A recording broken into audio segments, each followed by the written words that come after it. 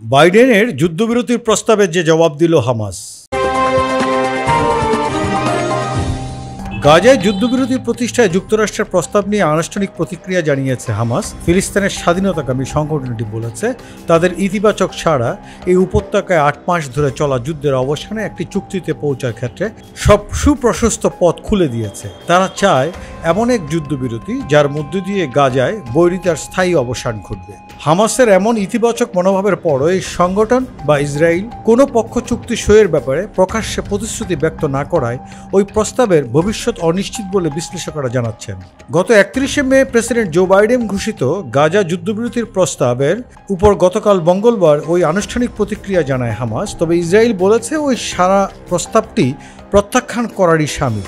কেননা হামাসের একজন কর্মকর্তা বলেছেন বর্তমান পরিকল্পনায় তাদের দীর্ঘদিনের দাবির প্রতিফলন নেই।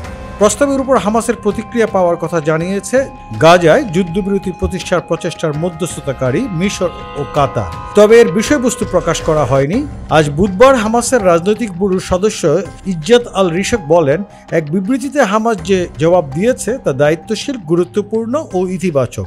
এটি যুদ্ধবিরতির বিষয়ে চুক্তি সইয়ের এক সুপ্রশস্ত পথ খুলেছে। আগের দিন মঙ্গলবার নাম প্রকাশে অনিচ্ছুক হামাসের আরেকজন কর্মকর্তা রয়টার্সকে বলেছেন প্রতিক্রিয়ায় হামাসের অবস্থান পুনর্ব্যক্ত করেছে। তাদের অবস্থান হলো এই যুদ্ধবিরতির মধ্যে দিয়ে গাজায় বৈরিতার স্থায়ী অবসান, ইসরায়েলি সেনাদের প্রত্যাহার, গাজার উপত্যকার পুনর্গঠন ও ইসরায়েলি কারাগারে থাকা ফিলিস্তিনি বন্দীদের মুক্তি দিতে হবে। এই কর্মকর্তা আরো বলেন, আমরা আমাদের আগের অবস্থানই পুনর্ব্যক্ত করলাম।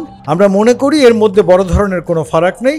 বল এখন ইসরায়েলের কাছে। ইতিমধ্যে যুক্তরাষ্ট্র জানিয়েছে ইসরায়েল তাদের প্রস্তাব গ্রহণ করেছে, যদিও ইসরায়েল প্রকাশ্যে এমন কিছু বলেনি।